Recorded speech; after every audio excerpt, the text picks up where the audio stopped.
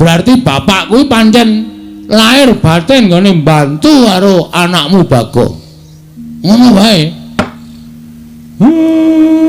Lho gareng piye iki? Ah monggo kersane bapak pripun?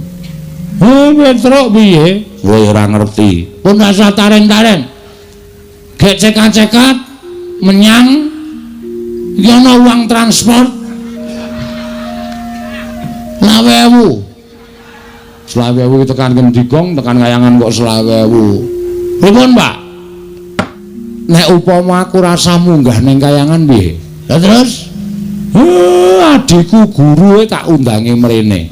Weh lah iki ngetoke keterampilan kesektene bapak. Coba guru kon mrene ning aja sak murite lho nak ngebabaki. Gurune tok wae. Iya, gurune tok.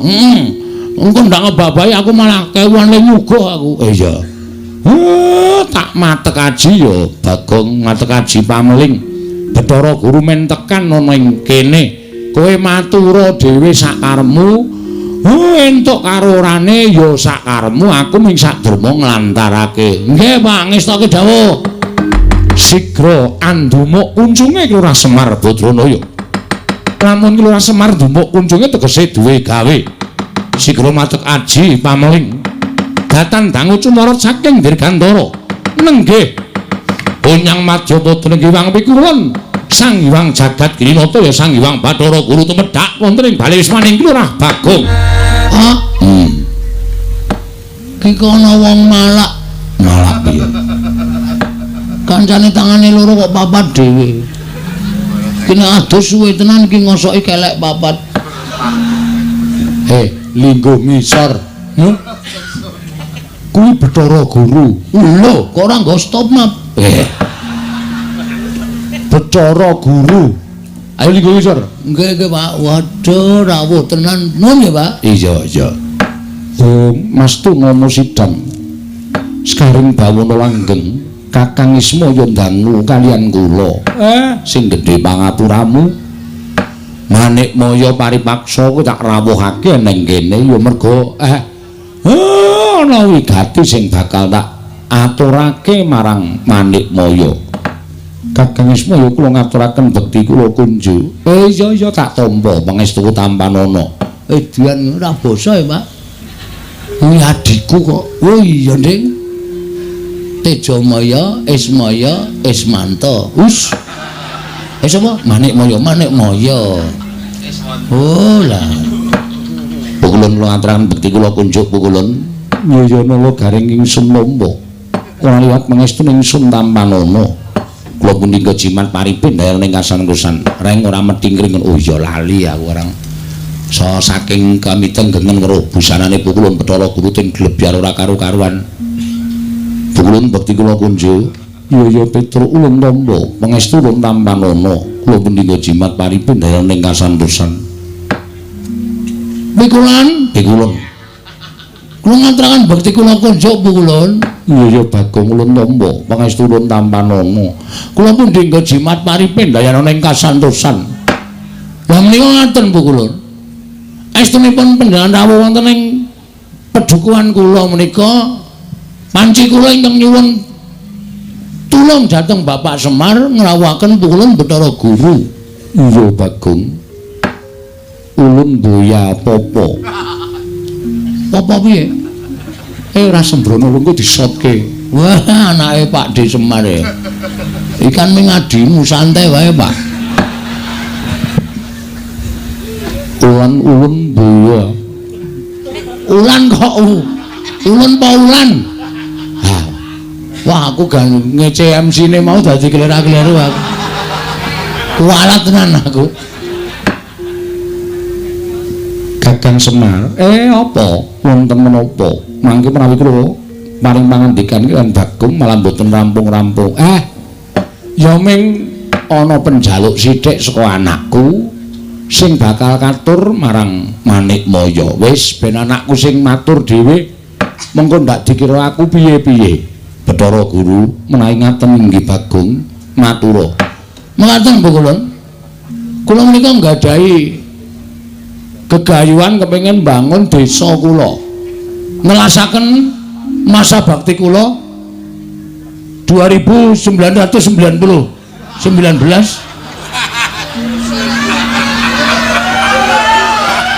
mau ya kleru ta Pak?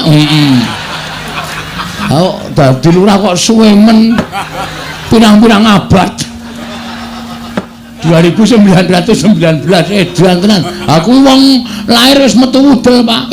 Apa iya sak ngisore sithik. Dapure ora. Ngaten nggih kula. Iya, Bagong. Kula kepengin bangun dusun kula niki. Ning kula niku entuk sasmitaning gaib. Sing nalika semanten kula nglampahi Sare Naritis sesemek Ron Rajamala abebantal Bata Sarembab. Gayane iki lho. Kowe turu ning Tritisan ki Tritisan endi? Wong Tritisan kok nek kandang pitik ngono kok. Ha ning dhuwur kandang pitik. Oh. Sing penting nek ning Tritisan. Entuk sasmitain gaib. Sasmita gaib. Sasmita gaib bilih saged rancak napa sing kula lakoni menawi dusun kula menika dipun tumbali. Ditumbali apa Bagong? Sepisan ing winastan pelem arum manis. Kok wis malik iki piye? Pelem apa? Arum manis. Pelem arum manis kok dadak ngrawuhke Batharaku. Wis jendeng lali aku.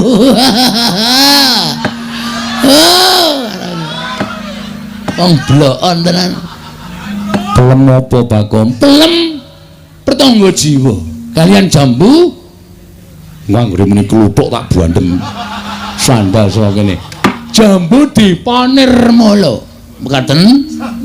Monggo menika cukulipun ngendikanipun Bapak namung wonten ing Kayangan Surabaya. Suralaya.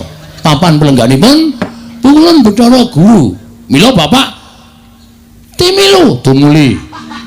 tumuli ngrawuhaken Bathara Guru rawuh wonten ing pring apus menika ingkang saderma saperlu kula aturaken menapa ing dados panuwun kula dhateng Pukulun Bathara Guru supados maringana mboten ketang ingkang pentil. Gong cangkeme kuwi lho sing urung gedhe kuwi lho. Aku iki pikiranmu sing bosok terus. Pelem ki nak cilik pelem pentil. Heeh ya. Ingkang alit waton saged dipun dadosaken tumbal ban. Wonten ing pedusunan pring apus mriki kalian jambu dipanirmala Pukulun. Pelem pertangga jiwa setunggal, jambu dipanirmala setunggal, kula petak wonten ing dusun pring apus. Nyuwun pangapunten menawi kula keladuk ning gandeng menika sampun dados sasmitaing gaib. Mila tetep kedah kula suwun. Menawi Pukulun nyuwun lintu menapa kemawon kula sumadyakaken. Kula gadah pit Jawa. Menawi kersa badhe ngasta wonten Kayangan sumangga ning kudu ditumbaki. Ora ana pit iso mabur. Ayo iki menehi ning ora mungkin dadine ora bakal kelakon ora. Ngaten Pukulun Kakang Semar. Piye? Menapa Bagong menika mboten mriksa menawi pelem pertangga jiwa jambu dipun nirmala menika daharanipun para Jawata. Wis tak kandhani ning gandeng anak njaluk karo wong tuwa. Ana tetembungan anak polah bapa uga pradah. Tur ngene lho Guru. Mbok ya ora kutang ming siji paringana. Wong minggo syarat srana wae. Tukule jambu dipunimra lan pertangga jiwa ki rak pirang-pirang ning Kayangan. Nek ming tok longi siji dienggo anakku, dienggo srana ora ngelongi kayamu, ora ngelongi agung lan ageng kuncaraning asmamu. Mula paringna ya Guru. Aku njaluk kanthi banget wene ana. Mbok nganti aku kudu kepiye sing tak lakoni, aku tetep tak lakoni waton kowe gelem menehake jambu dipunirmala pelem pertangga jiwa. wilahing. Lho, kok malah janturan? Kok sik. Wilahing. Awit namastu nama sidang. Negaripun dipanjang kunjuk. Gong tak buandung sandal cangkemmu lho. Malah janturan kaya arep wayangan ora. Ha iki mau malah wilahing. Wilahing. Yuk. Aduh. Malah kena sirahku dhewe. Mayen Bagong ki malati. Wis wenehno. Kakang Semar kula badhe munjuk atur. Piye? Slaminipun kula menika dados dewaning para dewa. Slaminipun kula menika dados nalindraning Jawata, sedaya titah wonten ing jagat menika sami nyembah kaliyan kula. Namung imanipun wonten titah setunggal ingkang dereng nate nyembah kaliyan kula. Kula kepengin titah menika keparenga sakmangke nyembah dhateng kula. Lan badhe kula paringaken mrepangga jimbo lan jambu dipa nirmala. Sapa sing ora nyembah karo kowe lan kudu nyembah karo kowe? Mengko wonge kuwi tak paranane. Wonge kuwi tak paranane, tak dawuhi supaya nyembah karo kowe, jer nyembah karo dewaning para dewa kuwi wis sak mestine ingkang dereng nyembah kaliyan kula namung Kakang Semar.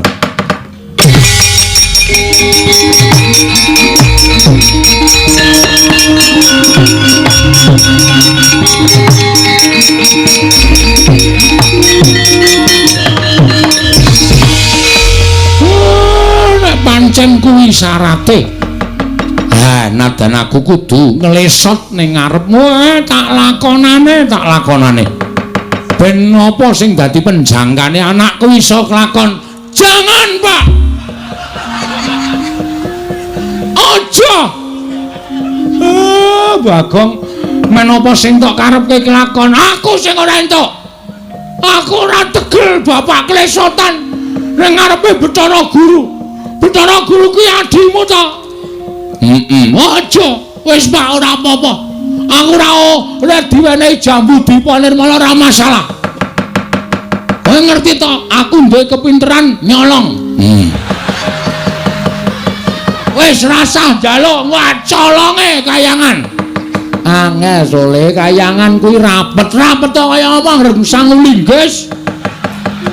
Arep babah kaya mbiyen. Ora iso kayangan kok dibabah ki ora iso. Setro, aku mangkel iki ora jandruk. Mangkel piye? Wis aku lara ati aku. Karo ngendikane Bathara Guru sing tledhak ning bareng tekan pungkasane padha nyocok ning rasa. Gong, iki dewa lho. Wis ngerti aku apa ngene bakul bakso. Aja kurang ajar ora sak penakmu dhewe. Wis men. Arep dewa iki nek sak kepenake dhewe bapak kok nyembah. Aku ora entuk. Aku ora mentolo, Tru. Aku jane yo ngrasake lara atiku, Gong. Aku jagat ki dadi paseksen. Nek bapake kakane Bathara Guru, tata krama ya tata krama ning ora kaya ngono kuwi. Nuwun sewu lho pikulan. Pikulun. Kita arep apa, Bagong? Pun kula mboten njaluk jambu dipa nirmala, mboten njaluk pelem dipa nirmala jambu pertangga jiwa. Lho, kuwalik. Wis men. Wong ora bakal entuk barange kok kuwalik mbok men. Lah kok kita malah sajake murina lan panjenengan ulun. Nesu aku. Lho, malah ora basa. Iki bapakku Bukulun. Kok men perkara njaluk jambu dipa nirmala, pelem pertangga jiwa kok Semar, Kakang Semar. Jagat iki ana siji wong sing ora gelem nyembah karo aku. Sapa, Guru? Enggak aku tak tekan kono tak aturane nyembah karo kowe. Sing ora gelem nyembah karo kula namung Kakang Semar. Aku ateges secara tidak langsung sampean ki akon bapak nyembah karo sampean. Ha ta? Ha ya. Aku mau nek syarate anake kok kudu ngorbanke harga dirine bapak. Enggak bisa. Aku enggak bisa. Nek carane kaya ngono, alon aku terima mundur wae. Kuwalik. Lagune kuwalik main ra apal kok sakarepku. kualik ya men aku kualik ya nekat kok. Iya. Biasa itu. Sok dileke kualik ben aku ya. Aku ora trima. Ning sampean mang titeni. Sampeyan ora menehi jambu dipane wala pertangga jiwa. Aja sambat nek nganti ilang sakwite. Gue enak duduk sisan pokoke. Apa jare? Gawe masalah kok gawe masalah karo mantan maling. Sapenake dhewe ora. Gugu karepe dhewe. Arep piye kowe, ha? Lho, kita malah wani karo panjenengan ulun. Sing tak wedeni apamu? Yen ngono kita ora bakal ulun paringi. Aku ngruda paripeksa. Apa kita wani karo dewa? Sik to, kowe kita-kita kowe kita iki sapa? Wah iki sing ora paham Bagong. Gong kita iki kowe. Tak tonyo modar kowe. Bapak iki jenengke aku ngrekoso dibancaki barang ning diwalik kita. Wangun Bagong karo kita. Kita nek aku nyebut, aku pamane dewa aku nyebut kowe kita. Nek kowe nyebut aku ulun. Ulun piye? Sing ulun sapa? Ulun aku. Jare Bathara Guru. Piye ta iki? Bathara Guru apa ulun? Wis mau diareni ambok 2 jam ki ngene iki terus. Ha wong cah ora dong kok dikandhani ora. Iki basa dewa. Oh, beda. Nek misale gong arene ndi ngono kuwi aku nyeluk kita arene ndi. Oh, berarti aku ki kita. Iya. Nek Bathara Guru ki ulun. Heeh. Aku kita. Ajare kita aku. Sing positif to. Pun mboten ajeng aku mboten ajeng ngomong kula, Pak. Mumet sirah kula. Sabanjure kepiye Bagong apa kita bakal njaluk jambu dipunirmala pramrtangga jiwa. Nek purun mboten maringaken kula tetep mrudha paripeksa. Yen ana apa kita wani lan para Jawata. Nek jane mboten. Ning gandeng nuwun sewu niki kebutuhan rakyat. Napa ta sababe kula ngeboti pramrtangga jiwa jambu dipunirmala? Merga niki kebutuhan rakyat pring apus niki kedukuhan pring apus. Nek nganti kula ora iso pramrtangga jiwa jambu dipunirmala entuk, ateges rakyat kula sengsara. Daripada rakyat saya sengsara, lebih baik saya yang harus menjadi apa ya? Korban demi kesejahteraan rakyat. Wape. Jangan tepuk tangan. Apa gunanya tepuk tangan tanpa saweran? Urung nembang kok wis saweran. Aku mundur alon. Oh apal kuwi, aku sedira nyetel kuwi. Oh. Kempol cawet. Cendol cawet. Kempol cawet ora.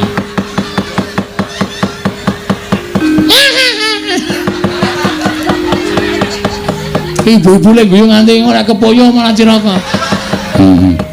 Kula ajeng rebut kita wani karo para Jawata. Sing tak wedeni awamu. Bagong sabar men, meneng men. Ora tak peksa ngene iki ora rampung-rampung. Sampeyan ora maringke, kula munggah ning kayangan tak bedol wite. Ben dewa do ngelih kabeh. Ora mangan pramrtangga jiwa jambu dipunirmala. Ulun jabut nyawa kita. Jabutan ora wedi aku. Untul ora tak jabute kok ming nyawa dijabut. Aku wedi ora wedi. Metu njaba yo, piye? Metu njaba. Weh, lah dewa ngajari ora apik kowe.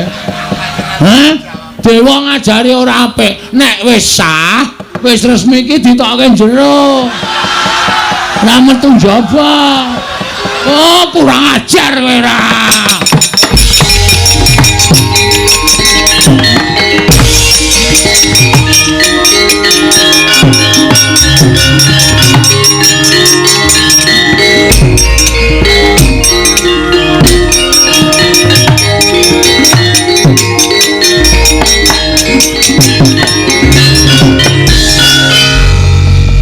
Wedi ta Bathara Guru karo Pak.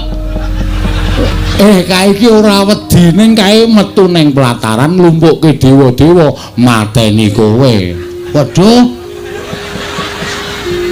Apa? Domongi kok. Aku padahal mau main gojek e. Dewa kok jak gojek ki ra iso. Mula aja sok sembrono. Waduh cilaka iki. Tru, aku diwangi, Tru. Ya. Reng, apa? Aku diwangi ya. Oh, tangane wetekle ora kon gelut. Ayo ngantri rak ya ora tekan. Oh, ditangan ora ngewangi aku berarti kowe tega ropatiku. Iya, sae-saesaku lho.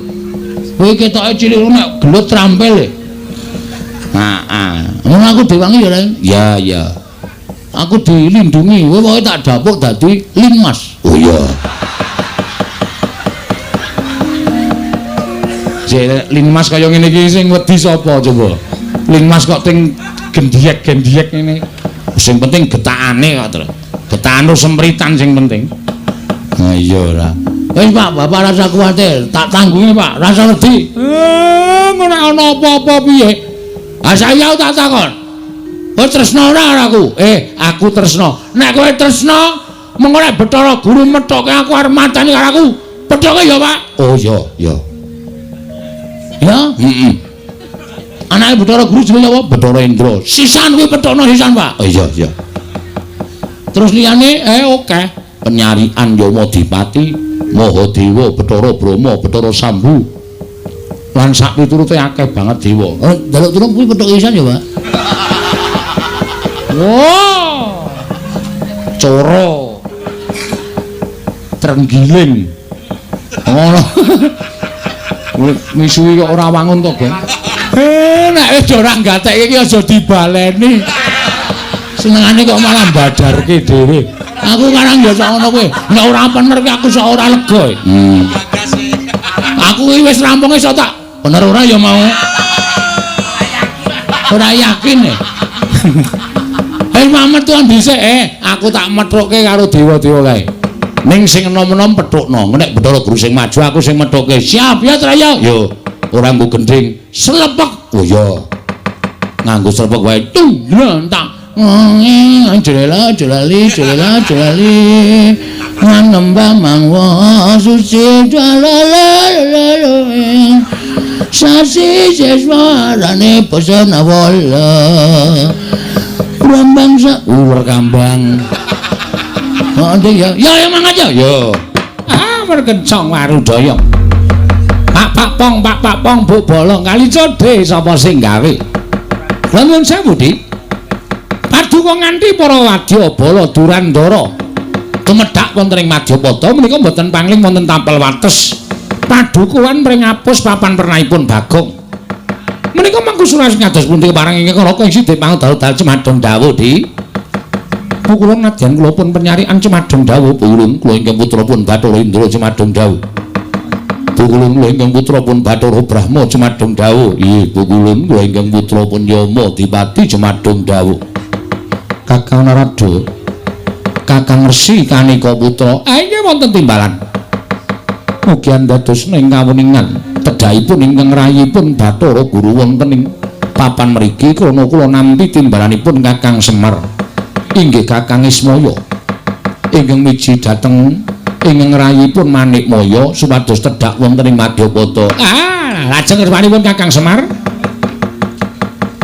jebul mboten kanyono-nyono tedhahipun ingkang rayipun Manikmaya wonten ing Mringapus krana wonten pamuthahe ki ngarep ki cilik mungsuhe aku wis genah imbang. Aku mungsuhku tengah kuwi genah imbang. Terus aku sing tengah ora. Urute dhewe-dhewe kok. Lho aku kok ora padha. Mongko cangkeme nyrengenge kaya ngono kae. Kae sapa ngerti aku? Ora ngerti. Bathara Yamadipati. Yamadipati? Dewa tukang apa? Tukang jabut nyawa. Waduh. Sing mungsuh pisane kok tukang jabut untu nyawa. Untu dengkulmu nyawa. Nek niat diniati kok. Siap wis ora wedi lho sapa-sapa aku.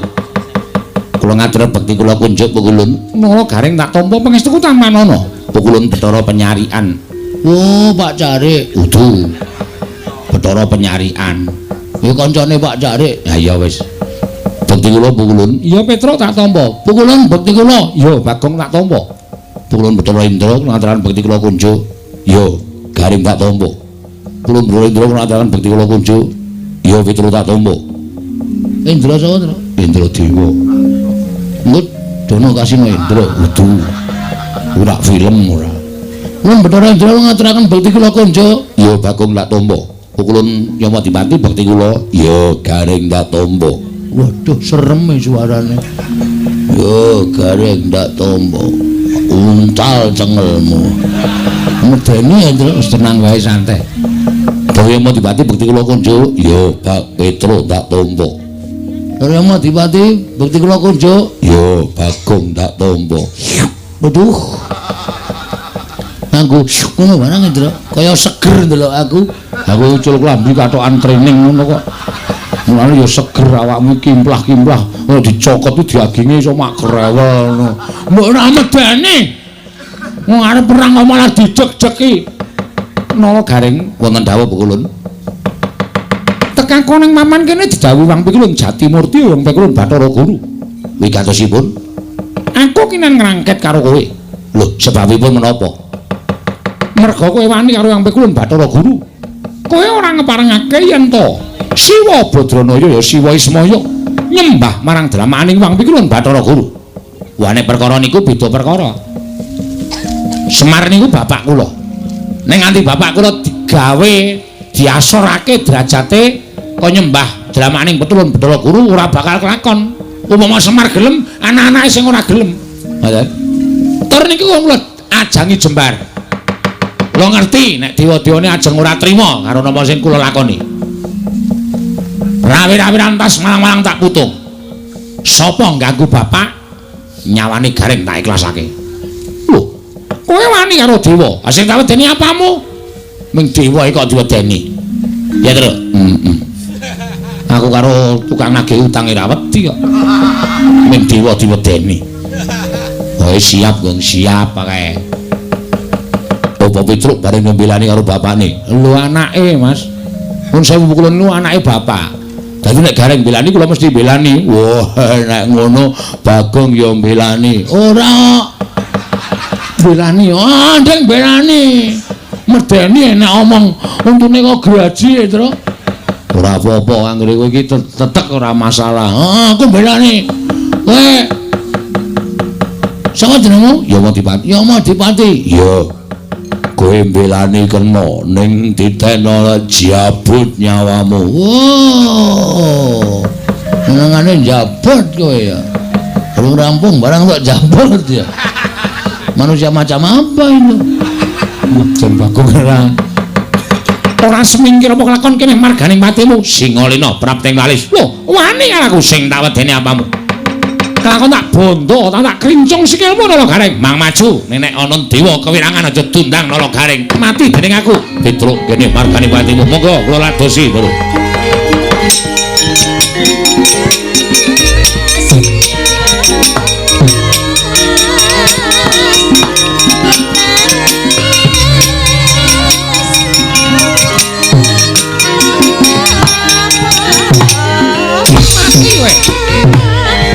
Siap Bagong.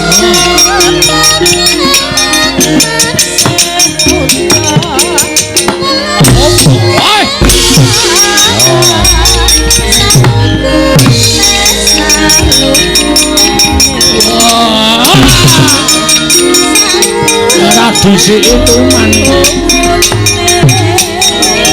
Lho wis aluka. Nggih. Sak ampu-ampu wong ki mesti ana keringkiane. Para dewa kae ya ana keringkiane. Keringkiane apa, Pak? Nek ngantem dewa ki aja nggon sirah, ora bakal kelakon. Ning dada medun. Lah entuk dada munggah, ra entuk. Ning dada medun. Mesti keneng, mesti keneng. Dada medun. Iya mesti keneng. Mudyar dening aku kowe. Dada medun, Pak. Heeh. Hah, kakon ya. Kene medun. Wis rasa kuwatir. Rang. Truk, dada medun. Jujuk busine wae, Truk.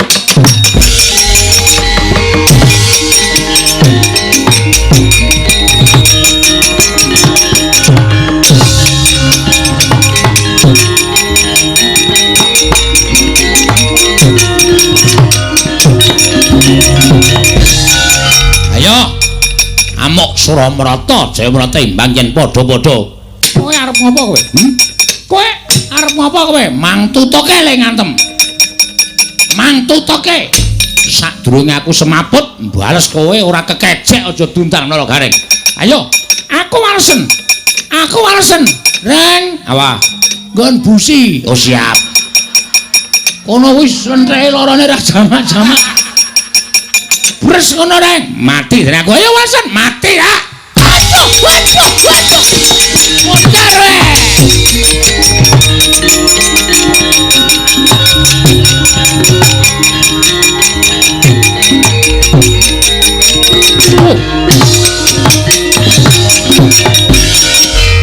Ayo sambato. Ora bakal kula mundur. Kowe ora mundur tekaning pati. Kowe ora iso ngantem aku iso ngantem karo kowe. Tekaning pati. Tru, kabulator. Nggon ngendi? Wah, kowe ora paham. Ono yang ngrene banyune ya kono kowe. Kabulatore kono kowe keprok sak banter-bantere. Mati dereng aku. Waduh, waduh. Waduh. Wah, ayo gong ya.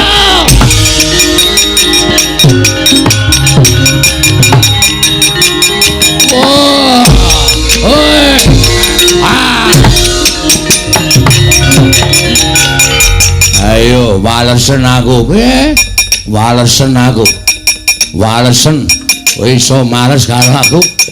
Iso ndumuk aku ngantem aku bumi langit tangkep. Weh, weh, weh, weh. Waduh. Modar.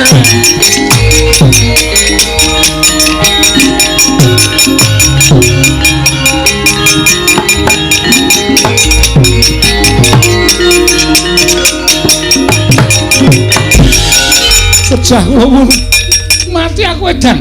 Nala gareng edan. Wah diantem sak banter-bantere. Waduh. Aduh Rama Wulan.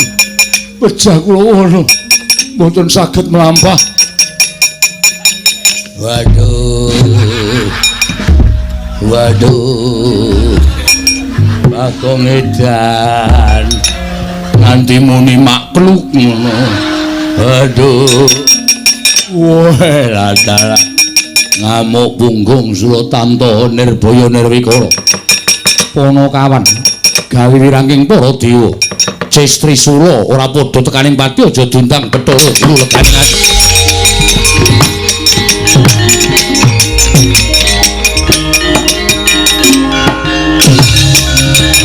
Waduh. Wes.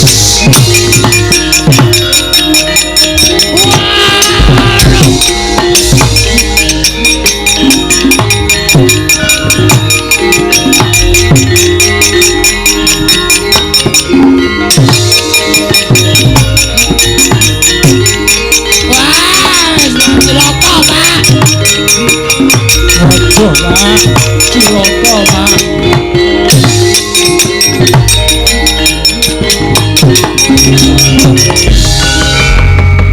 Piye kok do mlayu-mlayu?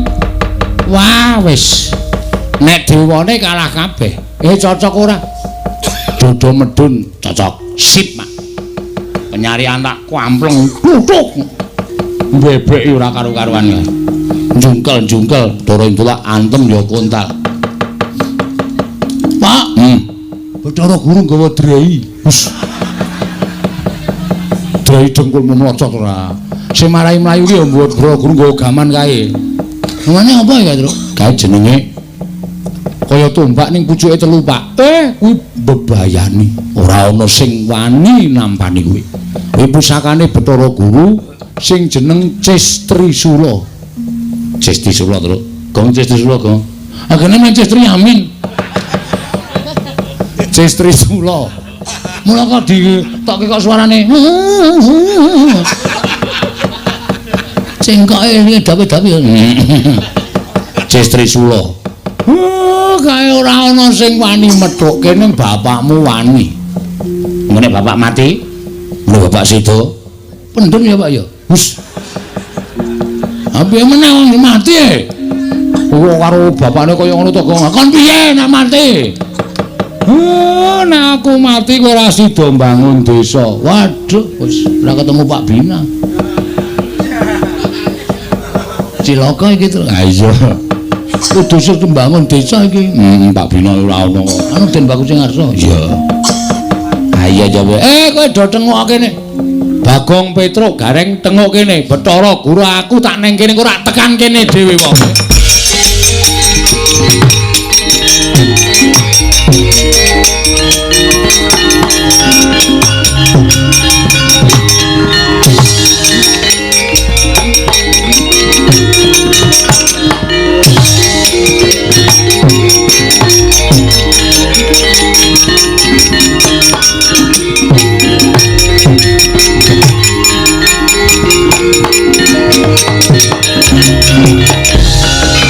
Kakang Wismaya sakmenika sampun pantuk pepuntaning dekat menawi Kakang Semar mboten purun nyembah kaliyan kula paripaksa kula ngginakaken panguwasa minangka dados dewaning para dewa.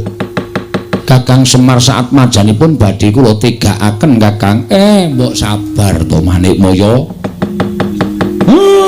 Dipeto nganggo nalar sing ganep ora sak kepenakmu dhewe ngono kuwi. Lah nek nganti iki engko do ngerti mongko iki ning jagat.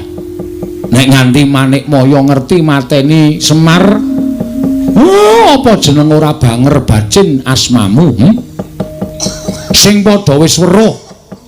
Lah jare Semar iki kakangne Bathara Guru kok malah kakangne dipateni adine. Apa jeneng kowe ora ngreksa marang kalindraning Jawatamu? Apa jeneng ora kowe ngreksa marang asmamu? Aja nuruti karo mubal babaling nepsu, mubal babaling kekarepan. Nek kowe kepengin aku nyembah, iya aku tak nyembah. Ora apa-apa. Wong sedere kowe kuwi ratu ning dewa. Aku ming derajate wong cilik ming Panakawan. Wajibe ya pancen kudu nyembah. Ning ora ning kene to, kowe jaga asmamu, aku tak ngreksa jenenge Semar. Menika saestu Kakang. Aku kok tau goro ki goro kapan? Lajeng keparingipun Kakang Semar ning kayangan. Wonten kayangan. Aku tak nggawa anakku gareng karo Petruk ning kayangan men do weruh kabeh dewa-dewa. Anak-anakmu nek Semar nyembah karo Bathara Guru, Semar ora duwe niat wani karo Bathara Guru. Menika saestu. Tenan. Gareng melu. Nggih, Pak. Petruk melu. Nggih. Aja wedi mati. Mati ning kayangan ra apa-apa. Sendika, Pak. Pak aku piye, Pak? Kowe nang omah wae. Engko ndak ora kelakon lehmu bangun desa. Waduh, kancaku sapa, Pak? Engko golek kanca. Petruk melu kowe. Aku melu kowe. Gareng melu kowe. Wonten lunga. Heeh. Rampungke kewajibanmu bangun desa, mengko ra. Kowe isih dibutuhke dening para masyarakat padusunan kene. Nek ora bali ora apa-apa, teges aku mati. Waduh. Apa kok jewek-jewek iki? Aku arep wani karo bapak ning aku sayang karo bapak, Tru. Ya wis ben gareng barang kok ya mati. Iya nderek bapak kok ya. Alah, Reng. Ora kesaur utangmu. Wis ben kok wis tak ikhlaske. Kowe barang ya mati, Tru. Asik. Kok asik iki piye? Bojomu ayu cahit jarine Watagok. Ha iki aku nek ora njaluk pambiyanture Watagok, wis ora bakal rampung perkaraku. Wis tak sowan ning jurang porong. Wah, aku sing sowan. Bapak digawa ning kayangan dipateni karo adimu wae. Nang Watagok mbogong ora melu-melu langsung tak benggang cangkeme. Tak suwek tenan. Adine kok ora arep melu-melu. Wah, aku sing sowan, aku sing teko.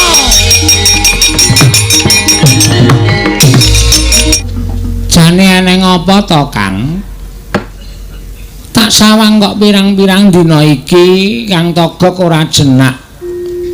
Pendak-pendak tak jagongi ora tau paring pangandikan. Wong biasane kowe kuwi nanggre aku tengok dek, kowe tengok dek langsung kula trimo jinuwun ngono kae. Ning kok ora kaya biasane kok meneng wae iki jane mikir apa Togok?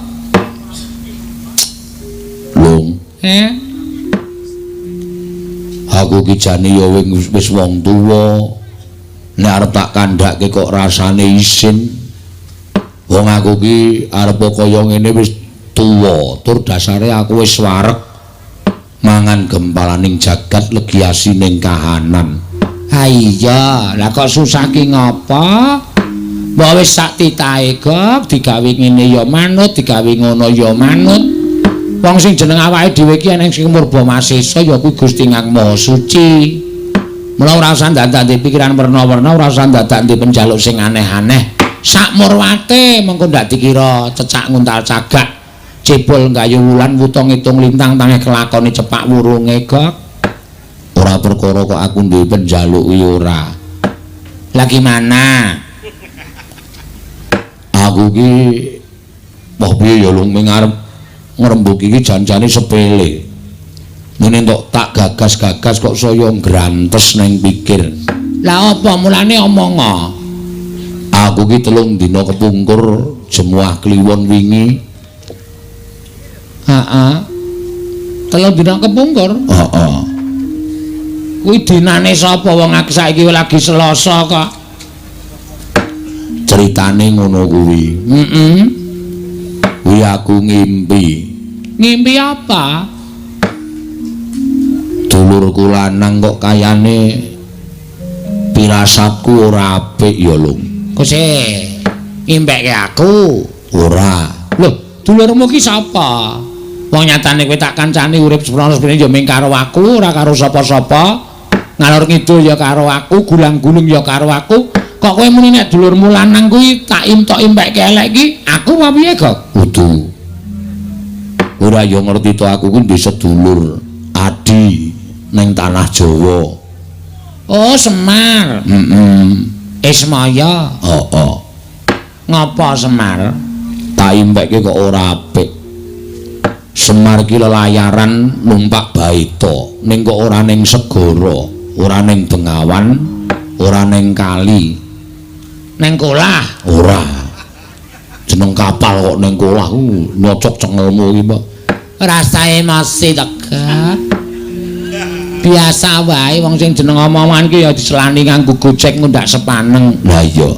Lah terus Semar lenite kapal nendi? Semar lenite kapal ki kok ning Kawah Candradimuka. Loh. Ning Kawah Candradimuka? Heeh. Monggo bengok-bengok. Pendhake ning wong weruh dijaluki tulung, pendhake ning wong weruh dijaluki tulung. Gegah tangi saka turu merga wancine wis sesuk. Pitikku jago do kluruk ingon-ingonanku do ting brengok. Wancine gagat bangun esuk. Monggo hitungan impen yen mancing gagat bangun esuk kuwi impen sing ndara dasih. Tegese sing puspa tajem, impen sing bakal kasembatan. Mbah ya wis, Gak. Ngapa tak kowe iki nggagas impen barang ki? Wong kowe iki biasane ora tau gagas impen. Lah kok saiki kok tak gagas banget nganti kowe ora tau omongan karo aku, mergo gagas adimu si Ismaya nggone ngimpi numpak kapal ana ing tengahing Candradimuka. Durung rampung lehku cerita. Terus bareng tekan tengah kawah ora kanthi kanyono-nyono ana ombak wujud geni ingkang nyampluk baita sing ditumpaki Semar. Terus lha kok kapalin jumplang. Semar klelep ana ing Kawah Candradimuka, aku ora iso nulungi piye-piye, bisane ming mes padhakake. Bar kuwi terus geragapan aku golek banyu tak nggo raup. Terus aku meneng wae tak pikir-pikir kok impen kok medeni timen. Nggo gegek dulurku lanang kena ngopo-opo ya Lung. Monggo ora iso sarta ora duwe keludhangan ngabari karo aku. Wong ning jagat ya mung aku karo Semar karo Ismaya. Nek kaya kowe iki rak kanca sing maringi Sang Hyang Bathara Wenang. Semar kae kancane jan ya mung siji, mung Bagong sing dumadi saka ayang-ayangane Semar sing diparing karo Sang Hyang Bathara Tunggal. Nek nganti dulurku eneng apa-apa ora prayoga kedadiane. Lah piye? Ditiliki mrana apa piye? Ya ora apa-apa nilai karo dulure lanang kok. Nggo ngeyem-yemi pikirmu lho, kok nek pancen pikirmu ki grangsang, ya pikiran sing werna-werna tumrape ngadimu kuwi ayo tak terke ora apa-apa tiliki mrana kok. Dereng ngantos paripasami Mbawacana. Kasaring mlajar-mlajar nenggeki Lurah Bagong ingkang prapta wonten ing padusunan Jurang Para. Maono pautas marani ndiya. Wah, Pakde, aku sing sowan aja kaget ya penggalemu Watagok. Iki ora pangling rak Bagong to. Pakde, heeh. Lu ngopo? Ora kaya biasane kowe iki sowan ning kene kok teka-teka kok malah saja kaya wong bingung. Wedan tambah sugih kowe. Iya. Ya nderekke ratu-ratu sabrang kaya Gong. Ora le nyolong. Wis. Kaya sing apik nama apa padhemu ku ndang tau tate nyolong po. Ya syukur nek tambah sugih. Waduh. Nek tuku kapan po kok di jam dinding gede banget kae. Mbok wis satu gagas. Tapeke wo, Gelem po kowe? gelem. Ben engko nek bali gawanen. Tenan? Heeh. Matur nuwun ya, Pak. Ya, ning kae ming plastik. Jame ora obah, ya ming jam 5 terus. Oh, piye nek upama dikeprokke kowe, Pak? Wah, senengane kowe iki nek njaluk dikai nek diblakani nesu. Anggo abrak apa? Jam plastik kok diwenehke ora? Ora ngopo, eneng ngopo kak gawe tratapan pakdemu. Apa? Ngopo? Aku amatur karo kowe, Pak. Ya Ismaya. Heeh. Iki mau digawa nang kayangan. Njaluk Semar kaya nyembah karo panjenengane. Semar arep nyembah. Ning aku sing mengeng. Oh, Aku ora tegel bapakku dingonane. ha iya, tur dasar yo tuwa bapakmu ro Bathara Guru. Ha iya. Nesu Bathara Guru ngetapke para Wadyabala Dewa. Oh, Krija Sang Bagong. waduh, Dewa tak undurke kabeh. kabeh Ming siji nding sapa? Yamadipati. Penyarian kalah karo Gareng mergo penyarian ra nggawa cap. Oh, iya. Bathara Indra kalah karo apa jenenge iki Petro. Ah Yamadipati arep njabuti wong desa. Nggon aku sikat-sike. Kalah. Kalah. Mundur. Bathara Guru maju ngamuk. Nggawa apa jenenge? Apa wong kae pusakane Bathara Guru apa? Lah sing bentuke kaya ngopo? Sing pucuke telu lho. Cis Trisula. Udu es. Cis. Kok es ora? Heeh, Cis Trisula. Aku Gareng Petro mundur berlindung di bawah ketiak bapak. Bapak wangsulan, Bathara Guru adreng arep mateni kabeh sing nang kono. Bapak muni sabar, Bathara Guru. Nek kowe kepengin mboyong karo aku ayo, aku dipateni ning munggah ning kayangan aja ning kene nek ditonton wae akeh. Kowe ora iso ngreksa jenengmu. Bathara Guru kok mateni Semar iki ra do. Lho, Bathara Guru kok mateni kakangne dhewe. Mula terus bapak duwe penemu nek ayo aku nek arep pateni patenono ning kayangan. Dadi ora ana wong weruh, sing weruh ming dewa-dewa tur ora wani tumindak apa-apa mergo dewa-dewa do wedi karo kowe. Bapakmu ning ngono. Heeh. Terus Bapak saiki munggah nang kayangan karo Gareng karo Petro. Aku kon keri nang donya, jarene kon ngrampung kene aku arep duwe gawe mbangun desa. weh ngono ta? Lah terus kowe mrene ngopo? Mene njaluk tulung karo kowe, Watagok. Aku ditulungi bapak digobali ya, Wa. Nendi? Nang omah. Sampeyan tak tuwa dhewe to. Jare mbiyen sampeyan karo bapak karo Bathara Guru ki kedadian saka telek. Us. Anu telek temen plane ngendhok. Oh, ayo. Sampeyan kulite, bapak putihe, Bathara Guru kuningane, ha ta? Heeh. Teleke dadi mbilung. Persetan. Oh, dulu. Basa Indonesia ora. Ana kuwi tulungi ya, Pak. Gong. Nah aku sing nulungi mengko ndak aku dikira wong tua sing melu-melu perkarane bapakmu karo Manikmaya. Nah terus Aku ora iso nek kon munggah ning kayangan. Wah, aku nggo catet lho. Kok nyatet cangkemmu ya, wa? Sik. Wah, mak teratap aku. Aku iki wong ora tau sembrono e. Nek mencret terus nyatet cangkemmu tenan. Iki serius iki. Nek ora gelem ngewangi aku, ora gelem balekke bapak, asli tenan catet. Tak benggang nggo kunci Inggris cangkemmu. Men saya ombo. Sik. Aku ora gelem ngewangi ning iki aku duwe cara. Caramu piye? Sing ngewangi kowe dhewe wae. Aku? Heeh. Dur kekuatanku apa? Ning ora wujud Bagong. Lho, wujud apa? Nek wujud Bagong ku ndak ketok nek kowe nulungi wong tuamu. Terus wujude kowe wujud sapa wae sakarepmu. Engko tak nehi daya kekuatanku munggah ning kayangan kowe dadi wong digdaya. Yakin? Yo. Saiki pengine dadi sapa? Aku sing dadekke kowe dadi sapa? Dosamu kok? Moh. Iki Ratu Angkara Murka kok dadi ya sing apik-apik. Dadi sapa? Milya. Setyaki. Moh, ndak jotosan terus aku gang. Ah sapa? Abimanyu. Ah ora, bagus malah kecentelan rondo pirang-pirang. Rekoso ling ngragati ngono. Ming wong kere kaya ngene. Ora jane nek tok seneng iki pengin dadi apa? Nek siwa iso ndadekke aku, njaluk dadi Raden Werkudara wae. Wah, mbok ora sing aneh-aneh, Gong. Iki mung cilik kaya ngono kok. Berarti ora iso. Nek iso dadi apa-apa iso. Iso le iso ning boyo liyane. Ora, catet cangkemmu. Yo tak dadekke. Wah kok lancamane ming cangkem terus to iki. Ah piye cangkemmu wae? Iso kemlebet kaya gendera e. Oh ya wis ben ora.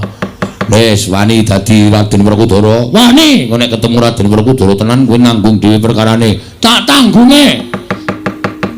Wis, aku piye carane, Pak? Ngadeg. Ngene. Heeh. Sedakep. Ngene. Heeh. Merem. Melet. Ah catet ya ora. Rasa nggo melet. Wis ngampet-ambegan tak cipta. Ya, tenan lho. Iya. Ngapusi atonya tenan. Ora. Dibuat jadi anjing saja, Gok. Kuwi borokan muni piye iki mau? Tak klithiki ndasmu kowe. Wong aja tok beda iki nek wong nekat ra nulungi, nek nekat nyemelangi. Wis tak suwunke ngersaning Gusti ya, muga-muga kasembatan panjang kamule. Mandi panuwuning Kilurah Togog eling-eling dewa Sang Hyang Tejamaya. Mila sak ciptane dadi sak kedyane ana. Dangu sang-saning dangu. Ngopo kuwi? Werkudara ini arep omong ngesese. Aku ya ban gembos. Makdus ngono. Ngono. Wah. Ora wangun, Gong. Gedhe kok ya suarane. Iki paling gedhe. Ngampete iki pisan. Swara wetenge. Coba digedhekke meneh, didhehemke mbok menawa ana regetane. Kalong. Ana nggo tak dah itu. Wes. Jangan kok nggo pakecoan. Coba suarane sing gedhe. Ngerem dasmu. Wah, karo makno gedhe ngendas-ndaske. Iki lagi latihan diganggu. Oh iya, ora tak ganggu. Kok saya cilik ngembose? Kok saya sithik? Wong yo kaya saya sithik. Ngene ngono entek yo ngono. Wah.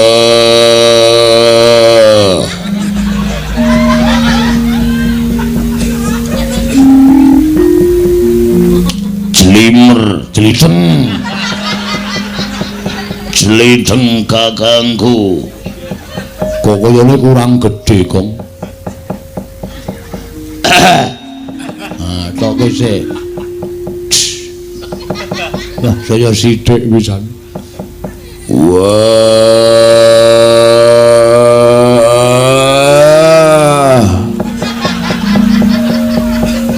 Celiteng kakangku.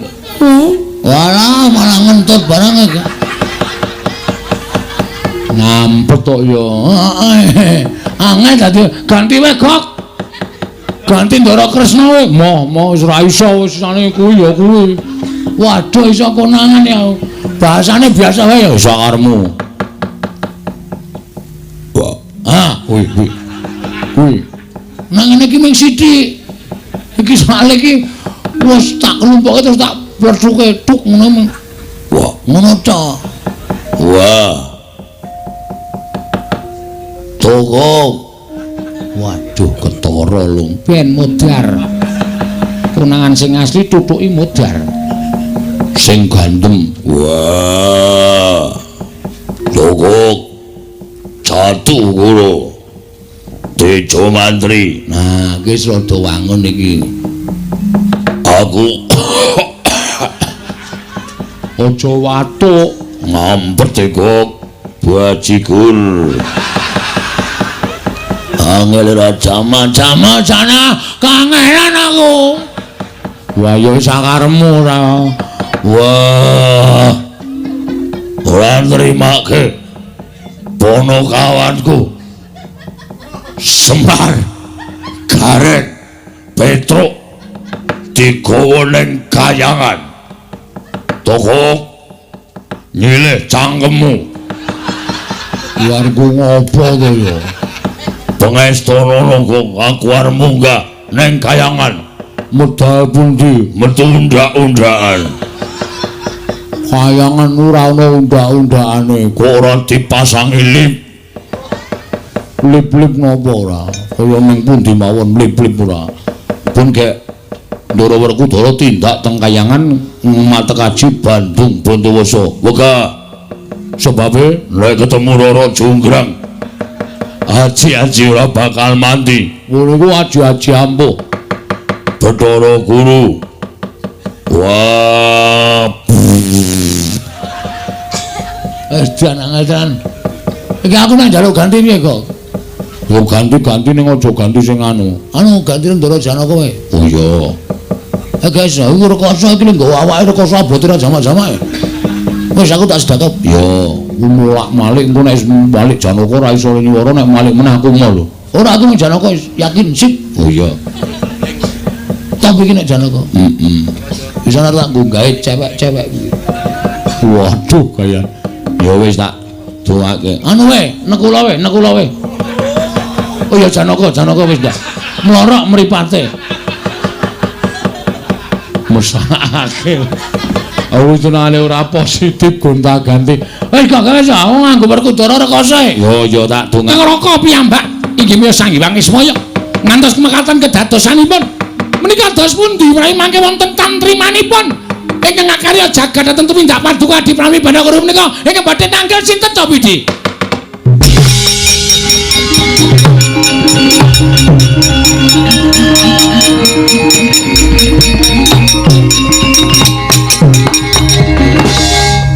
Kakang Mrodo. Prawi. Niat kula pancen mekaten. Krana kula tidha-tidha menawi Kakang Ismaya menika kula pejahi sarana pusaka kadewatan. Kula pitados boten badhe wonten ingkang mempan. Nanging menawi sarana kados mekaten badhe kelampan panjangka kula sakmangke sampun boten wonten titah ingkang boten purun nyembah tuwin boten purun tata krama kaliyan pun Manikmaya. Sayekti lega manah kula dados dewaning para dewa. Wah, panjenengan menika sarak. Dewaning para dewa kok pakartinipun sados mekaten menika dos pundi? Angkara murka Budi Candala. Walah, menika mangke badhe ngembet kawontenanipun jagat badhe geger amargi kaperbawan panas sumuk sarta kekiyatanipun angkara murkanipun Adi Pramesti Bathara Guru. Sampun Kakang Mrodo menika perkawis kula. Kakang Mrodo sampun paring dawuh mboten badhe tumut-tumut, mboten badhe melu-melu. Kula sampun nyarujuki. Mila sampun ngantos kekathah anggen paduka paring pangandikan. Ala becik bener luput bungah susah Manikmaya ingkang badhe nanggel. Kula taleni pendika panjenengan. Nek ana apa-apa ampun sambat Bathara Ntrada. Indra kula timbalan. Kakang Ismaya lan Atmajaning Krasa ora eling bandanen tangane krincungen sikile papana ana ing pinggiring kawah Candra Dimuka sak mangsa-mangsa mung karing glundungake cemempung ana ing kawah Candra Dimuka Indra.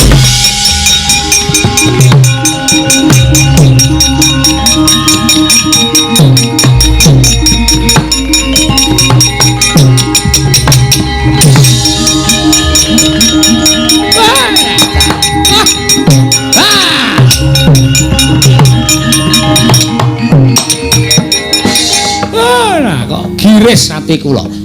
Nyumuri pelapan kados mekaten menika kok melang-melang kaya ninggal jejabang wonten tepining balumbak. Panjenengan sampun nindakaken suwiji-wiji ingkang ngregeti dhateng kasucen kayiwangan. Panjenengan sampun nindakaken suwiji-wiji ingkang damel kucem asmanipun Adi Pramesti Bathara Guru ning panjenengan boten kraos. Namung guru dhateng pepinginan ingkang nyatanipun menika mangke badhe damel srana anggen patuko badhe kejlumuk wonten juranging kasangsaran lan kewirangan. Inggih, badhe kula tanggel. Panjenengan pancen angel dikandhani kok. Lah pripun tadi kok dados mekaten menika kawontenanipun? Upami dinten menika mboten wonten ing ngemalsaken dhateng Kakang Semar ning hukum karma menika tumindak lho, badhe kula tanggel. Waduh dan tobat-tobat. Apa-apa kok didodo, apa-apa kok didodo. Monggo durung karuan wis kelakon. Lelakone kelakon ana. Imbal balike panjenengan mboten saged dodo dhateng kawontenan. Wis sampun kula mboten tumut-tumut.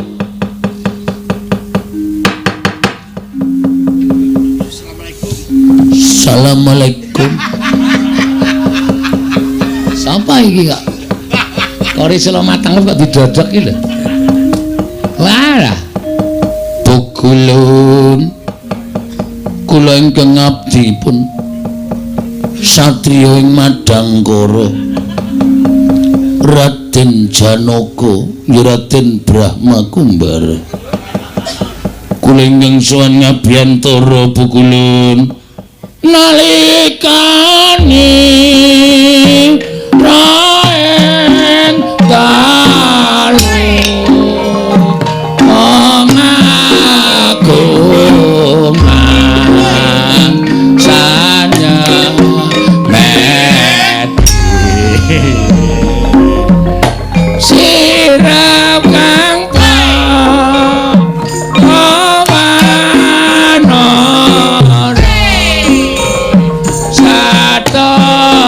ya wis sami golek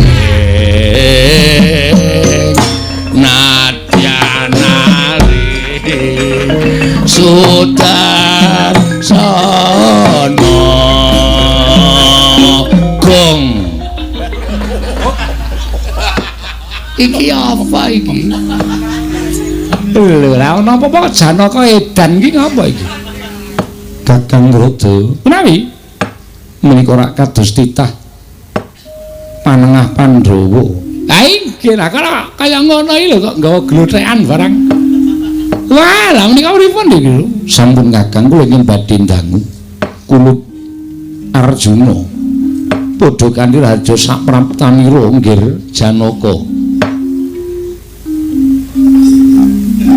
Asu anu amit pasang kaliman tabik dinebena ngiloduni dumawahing tawang-tawang Pukulun ingkang wayah Punarjina ngaturaken bekti kula kunjuk ngarsanipun Wangadi Pukulun.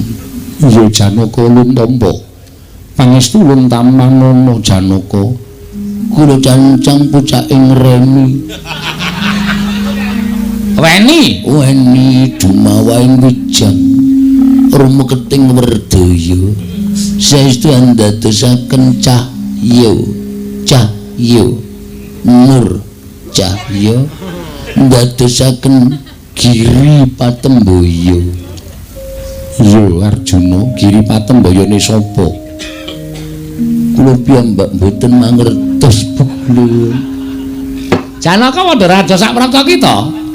Pukulun Bathara Teka. Narada. wilujeng niring sambi kula bektos kula kunjuk bekulun. Bekti iki aja dibasake, bekti ngono aja bektos. Inggih. Ulun tampa. Pangestu ulun tampanana, Nggih. Kula pundi jimat paripik dayanana ing kasantosan bekulun. Ulun tampa, pangestu ulun tampanana. Inggih bekulun. Arjuna wonten dawuh bekulun Bathara Manikmaya. apa to sababe dening kita suwanana ing Kayuwangan? Mboten wonten sebab akibat. Ingkang jalari kula sowan wonten ing Kayuwangan namung nampi pelaporanipun saking sekretaris desa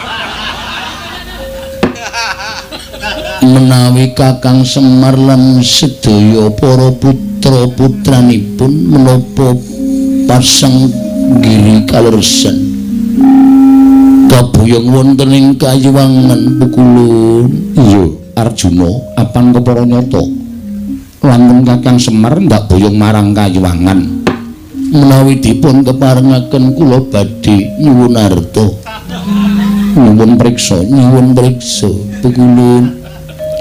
Kenging menapa Kakang Semar dipun boyong wonten ing Kayuwangan? Kenging amarga ana bab ingkang bakal ulun tibakake kelawan Kakang Semar. Menika ateges menapa satunggiling prahara utawi perkawis pidana pasal 323 ingkang dipun lampahi dening Kakang Semar menapa kedah nglampahi kalih dasa wulan. 26 wonten lebeting pakunjaran minangka X narapidana kanthi kasus penusukan. Iki kok sajae kaya Udu Janaka. Mboten ses Ora. Bringosen kok ora udut. Apa kuwi? Wong lanang apa? Wah, lah trondolo iki ora. Ora jane kaya nyuwara. Bekulun. Coba, ora nyuwara aja gede-gede, ning kaya swara biasane. Bekulun ngono. Bekulun. Nah, candak kowe. Ora iso ngapusi kowe, ayo. Asem iki cah cilik angel dapusi iki. Cah cilik dekulmu kowe ora. Ayo kita dadi kesandangane rene sing akan sapa? Ora nggoleki bapake. Nek bapak nganti tekan mriki dipidana arep pukulun Bathara Guru kula kelangan bapak le kakang kula, kanca kula sapa? Asing nyandangi kowe Janaka sapa? Anu si Tomber, Togok. Togok lah. Togok. Ngapura ya ana anak buahe loro nang kene. Nanti tak sebut jeneng. Walah, sing nyandangi Togok. Anu nggih. Walah, mula kok ya duwe kekuatan munggah ning Kayangan. Pripun niki pungulun bapak kula teng pundi? Bapakmu nang pinggir Candra Dimuka ana. Tulungana dibondo karo pungulun Bathara Guru. Wah, jan setan tenan kok Bathara Guru.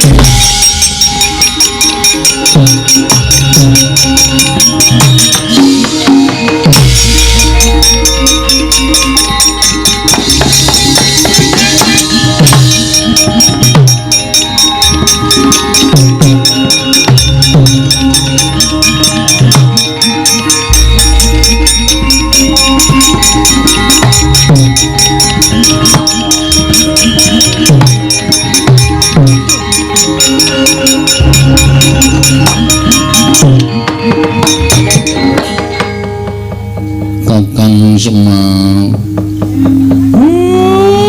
Terus Ndara kula Ndara Janaka Den. sampeyan kok nyusul mriki? Nggih Kakang. Merga rasa tresnaku karo kowe Kakang aku entuk sasmita medal aku entuk sasmita metu dalaning Impen surat kabar kabar yen to Kakang Semar dicekel keamanan kayangan saiki mapan ning pinggiring Kawah Candra Dimuka Kakang kowe dibondo karo Bathara Guru nggih Ndara Nala Gareng dalem Den kaya dibondo nggih kaya kirik es Petro kowe ya dibondo nggih Ndara padha tak uculi muga-muga kasembadan penjangkaku ngunculi Kakang Semar Nala Gareng lan Petro kanthi kinurmatan kelinci ucul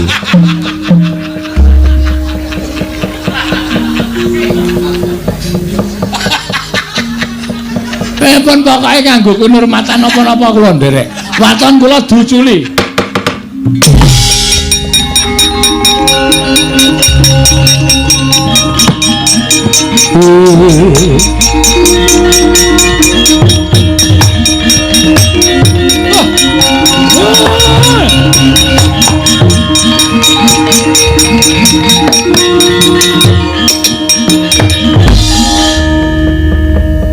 syukur Kakang Semar yen kowe wis iso ucul matur nuwun Ndara ora dadi ngopo matur nuwun nggih Den iya Gareng tiba padha-padha matur nuwun Gus iya Petro tiba padha-padha lah terus Bathara Guru ngendi teng pundi niki Bathara Guru wedi karo aku Kakang oh kok saged wedi mergo tak wedeni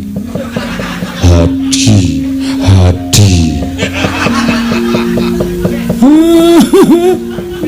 iki kok kaya ora kaya biasane to Gareng sik lah periksane Ndara dalem anu opo Gareng waduh Ndara Jana malam Kemis digeret Larasati malam Jemuah digeret Manuhara malam Setu digeret Sembadra malam Minggu digeret karo si Dresana nggih Minggu sore suntik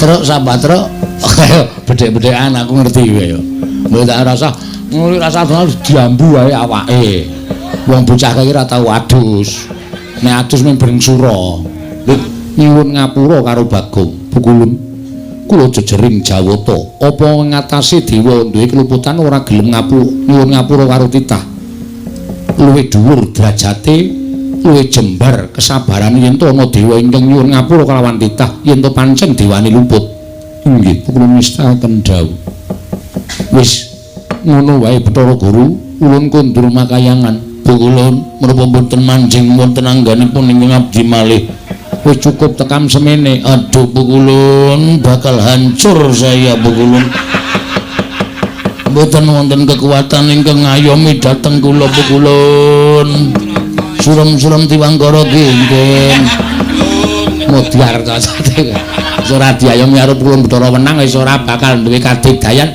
deplok karo Ndara Janaka Pukulun kula aturi paring dawuhan Raden Janaka sampun atus mulasara kalian kula Arjuna wonten paring aden aja pisan-pisan gendak sikara kalawan Arjuna ingkang iki inggih iki mung saderma nglakoni wonten ingkang nyipta ya kuwi wayah ulun Catugara ya Teja Mantri mestakaken dawuh badhe kula mestakaken dawuh paduka Hyang Adi Pukulun ingkang inggil menika mencereng terus mripate